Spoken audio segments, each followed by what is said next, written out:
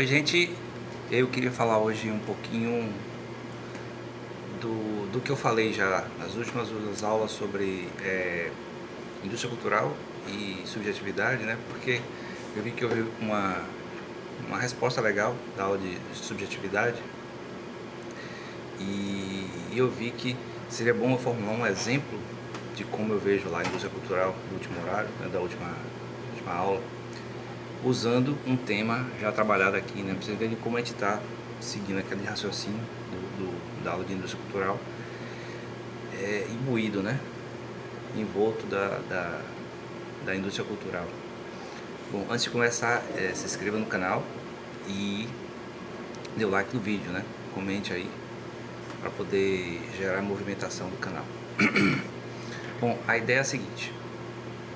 Lembra que quando eu falei em indústria cultural, eu falei que tudo que a gente faz, né, todos os elementos simbólicos que a gente expressa no nosso dia a dia, especialmente na compreensão dos sentidos das coisas pra gente, tá conectado com os temas, né, com as imagens, com as figuras da indústria cultural, né, do cinema, da mídia, da música, da TV, do YouTube, né.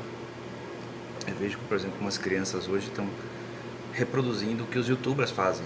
Então, o youtuber nada mais é do que uma pretensa ou atual celebridade da internet que passa a influenciar o comportamento das pessoas. Então, é o que os agentes, os atores da mídia faziam antigamente, das novelas, das TVs, que continuam fazendo. No caso, para crianças, acaba sendo até mais visível, né? Porque elas são mais facilmente influenciáveis, né?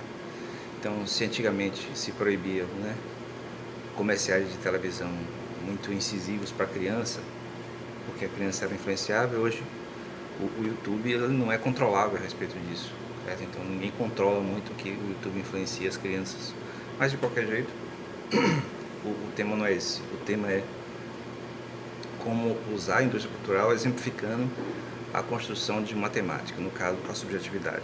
Então, um dos aspectos que eu falei de subjetividade na outra aula, na aula anterior, dizia que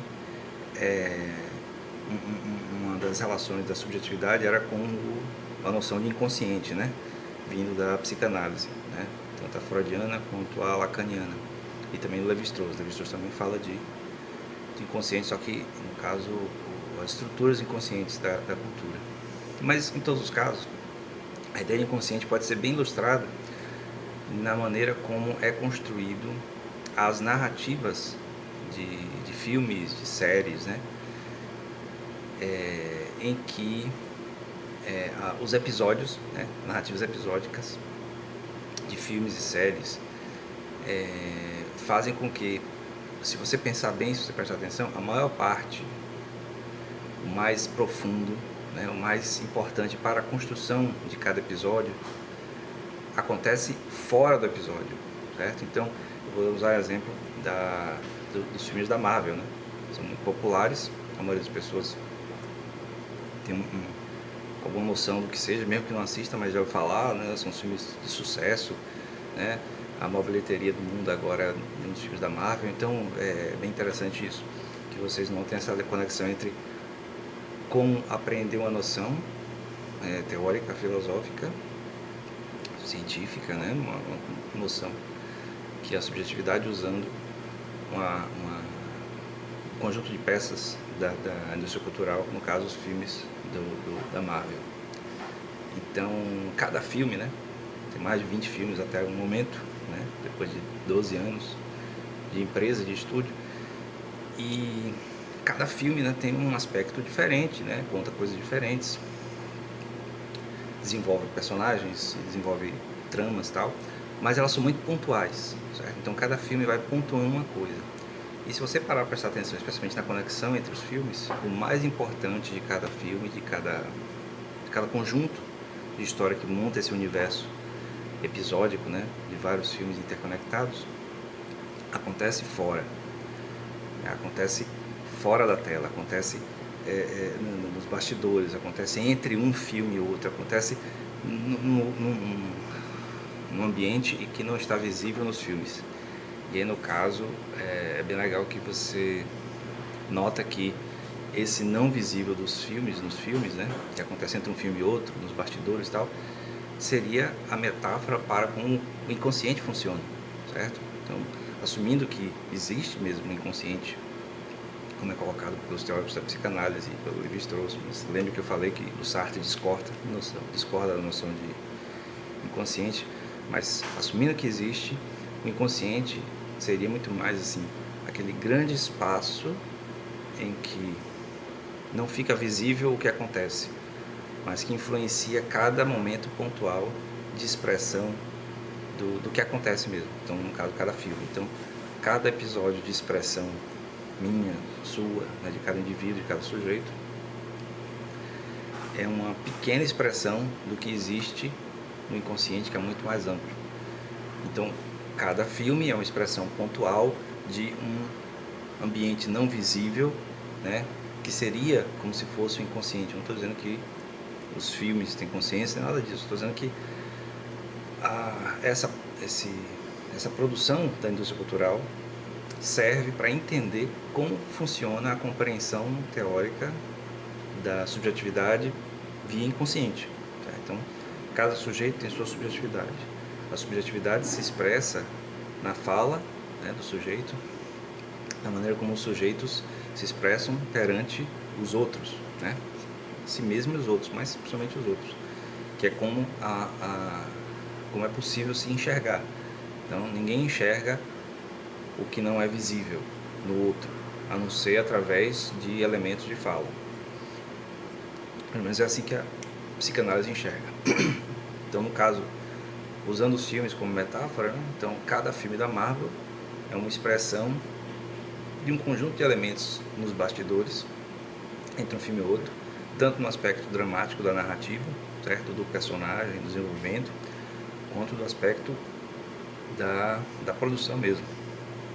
Então, a gente sabe, né, pelo vínculo que nós temos com a mídia, que cada filme, né, cada produção demanda uma série de coisas.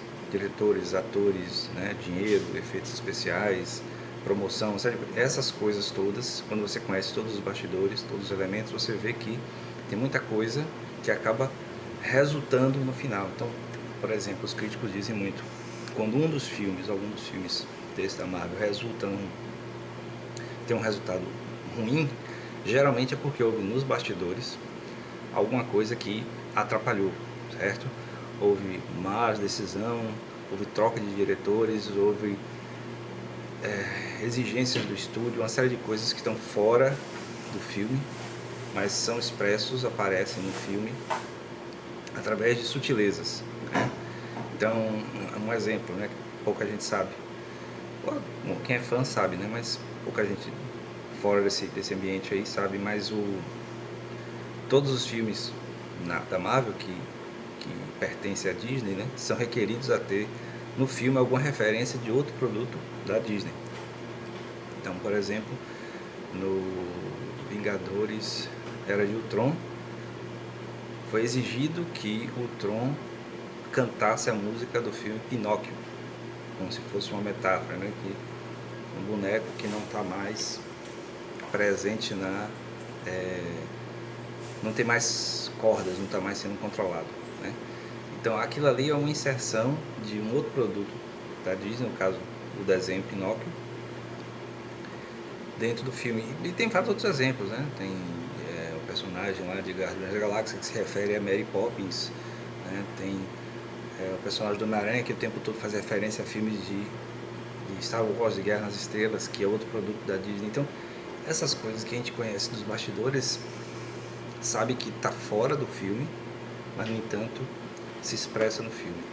E no inconsciente, né, para a expressão da subjetividade, seria mais ou menos do mesmo jeito.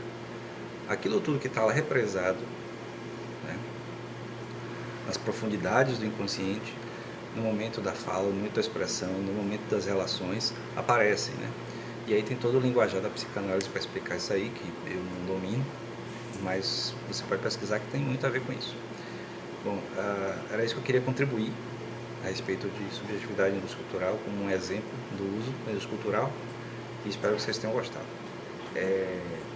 Se inscrevam e dê um like. Até a próxima. Target on my back, lone survivor last. They got me in the sights. No surrender, no trigger, fingers go. Living the day.